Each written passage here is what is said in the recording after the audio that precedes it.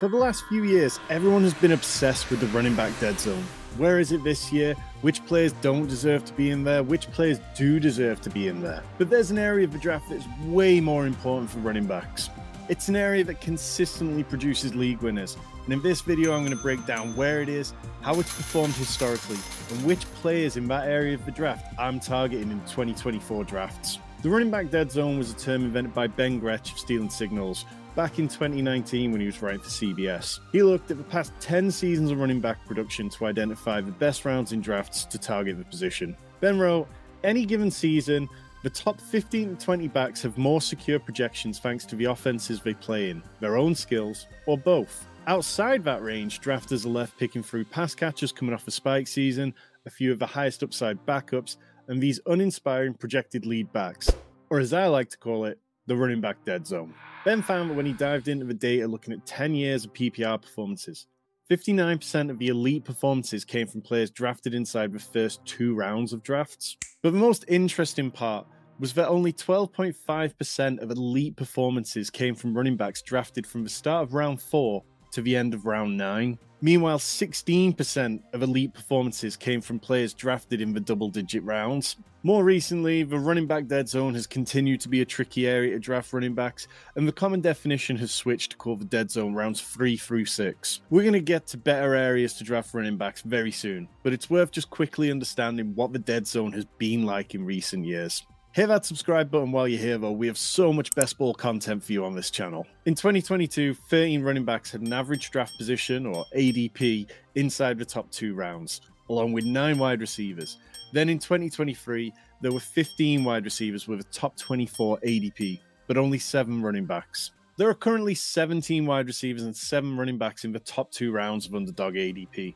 Because of this wide receiver first, it's pushed more running backs down into what had been known as the dead zone. In 2022, there were 15 running backs in the dead zone, but that number has fallen to 10 in 2024, with more backs going later than ever before. As we can see in this table, there were some moderate successes in this range last year, but also some massive failures. The best options were James Cook, Travis Etienne, Jahmyr Gibbs, and Breece Hall, who slightly outplayed their draft cost.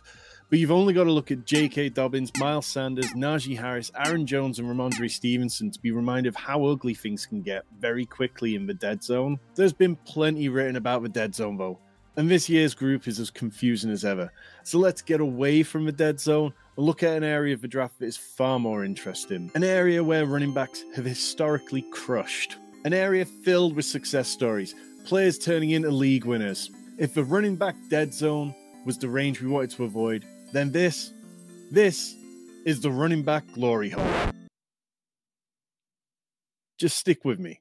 The terminology glory hole, before it was turned into something else entirely, it came from gold mining. Seriously, just Google it if you don't believe me. Just perhaps not at work, or with your kids around, or your wife, or maybe just don't Google it and take my word for it. Miners would use the phrase glory hole for when they discovered a massive buildup of gold, all crammed into a close space. As we can see on this graphic that totally doesn't look like anything else whatsoever, the gold piled up, often surrounded by much poorer ground. But that one area, it was all you needed to strike it rich and have immense satisfaction. And that is what this area of the draft is like. The modern best ball era, it started in 2020 when Underdog broke onto the scene. Oh, yes. At the same time as a small global event that kept everyone sitting around at home with nothing to do but draft. So it feels right to view things through this lens, because Underdog changed everything when it comes to best ball, even if it is just a small sample size we have to go on. Sign up with the promo code SANCTUARY for a deposit match of up to $250 if you're in a state eligible to play. That's the equivalent of 53 entries into one of their $5 puppy contests. Since Dead Zone was commonly reframed to rounds 3 to 6 in recent years, we're going to hone in on the rounds after that. That's where the gold can be found time and time again. This means we're excluding all players before pick 73 in ADP. In 2020, 18 running backs were drafted between picks 73 to 150. That represented the RB 30 to RB 50 that year. Of them, 38.9% finished more than 5 spots higher among their position than where they were drafted, with the RB 12 and RB 17 in total points coming from this range. But it wasn't a classic year for this theory, as 62.5% in this range finished 5 or more spots behind their positional ADP. But leap forward to 2021, and things started to shift dramatically. In 2021, picks 73 to 150 served up 16 different running backs, the RB 29 to RB 44. A massive 56.2% of these backs outperformed their positional ADP by 5 spots or more, compared to only 5 who failed to be within 5 spots of where they were drafted. We got RB5 Leonard Fournette, RB7 James Conner, RB20 Melvin Gordon, RB21 AJ Dillon, and RB23 Devin Singletary, among others. In 2022, as wide receiver first kicked into full effect on Underdog, and everybody became a piss boy, pissing yellow all over draft boards, the RB24 now appeared in this range, and altogether there were 26 different backs here, RB24 to RB49. With this increase in numbers there was a dip in hit rate, but 42.3% still finished 5 or more spots above their positional ADP, including 9 of the first 15 to be drafted in this range. Then, in 2023, with even more backs in this range, 28 in total, RB23 to RB50, the hit rate stayed consistent with 42.8%, a slight increase from the previous year's 42.3%. Again, though, the top end of this was really lucrative, with 6 of the first 8 outperforming their positional ADP by at least 5 spots. So if we reduce the sample size down to picks 73 through 110, we can see how after 2020, which admittedly was a bad year with 11%, this range hit at 60%, 58%, and 56%. This is the running back glory hole.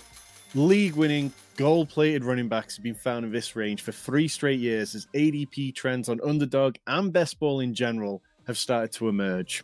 Being heavy on running backs in this range of the draft, it really makes sense because we can be heavy on them for 0 RB builds where we prioritize wide receivers early on as well as elite quarterback and elite tight end, and the same goes for hero RB builds.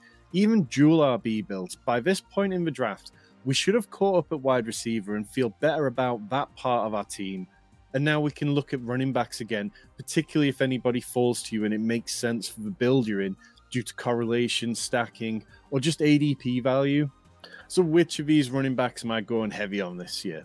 Let's get into that, but if you haven't already, do hit the like and subscribe buttons. It really helps us a massive amount. We've got all kinds of fantasy content on this channel to help you win in 2024.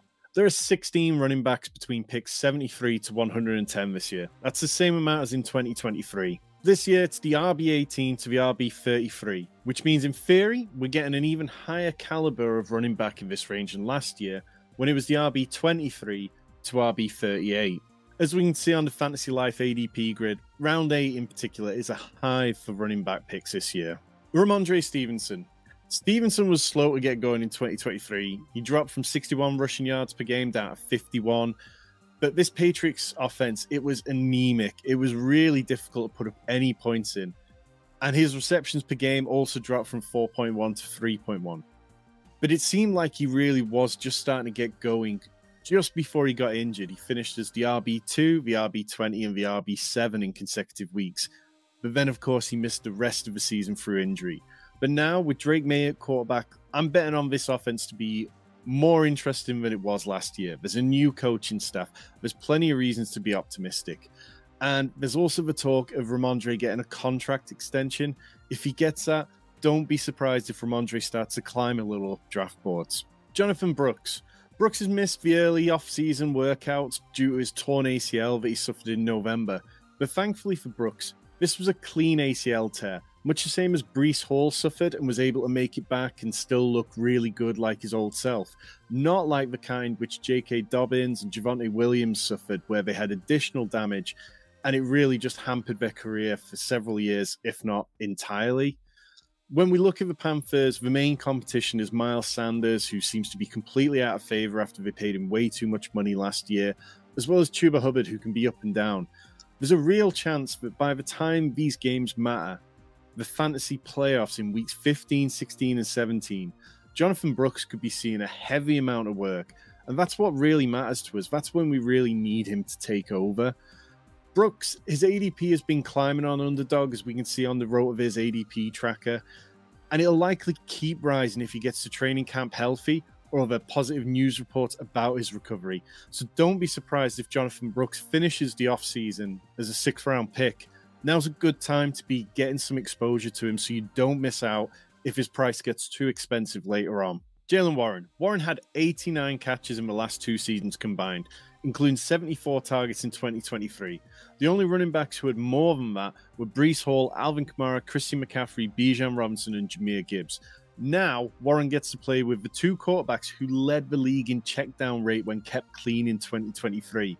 Russell Wilson led the league in that category at 19.3%, and Justin Fields wasn't far behind at 13%. Najee Harris might still be in Pittsburgh, but after Warren had the 2nd highest explosive play rate among running backs in 2023, you can't just put him back in the box. He's going to be a big part of their offense this year, and it wouldn't surprise me if by the end of the season, Jaylen Warren is out touching Najee Harris consistently. James Conner.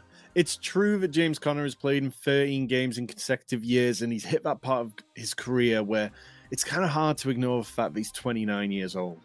But it's also hard to ignore the fact that when he's on the field, he's a very productive running back. In 5 of Conner's 12 fantasy-relevant games last year, he finished as a top 12 running back, and he finished inside the top 36 in 4 more. Finishing as a top 36 running back in 75% of your performances, that's a pretty decent return for a player you can currently draft as the RB27. Not to mention that Conner scored 18 PPR points per game in games that Kyler Murray played last year, compared to 11 in those without him. All signs point towards Conner having at least one more decent year for fantasy football. Raheem Mostert. Touchdowns are one of the least sticky stats year on year, and betting on consistent touchdown scoring is an easy way to run into trouble in fantasy football. But with that said though, Raheem Mostert scored 21 touchdowns last year. The only player, apart from Mostert, to score over 15 was Christian McCaffrey. Now McCaffrey is a top 3 pick without fail, while Mostert languishes in the early 9th round of drafts. Mostert clearly lacks the ceiling outcomes of CMC. And by all means, he doesn't deserve to be up in the 1st round or even the 2nd round. But the distance between the two, it shouldn't be as substantial as it actually is at the moment. Mostert just signed a new contract with the team this offseason, reaffirming his position as part of their plans. Mike McDaniels keeps talking about him being the RB1. And despite him being 31 years old, he still runs well. Devon Achane is being consistently drafted in the 2nd round of drafts, occasionally in the 3rd. And while his ceiling, it's as high as any player, if not higher than any other player at the position, when you just go into a weekly basis. His weight and small frame, it caused him to miss time in 2023. He played 40% or more snaps in only 7 games, managed only 10 appearances total. Mostert, he might not return value to the tune of RB3 overall like he did in 2023, but he deserves to be picked higher, as high as the 7th round. Brian Robinson just sneaks into the top 110 picks, but there's plenty of reason to think that he could climb over the next few months. Austin Eckler is coming off an awful year by his standards, PFF grading him at a career low 60.2.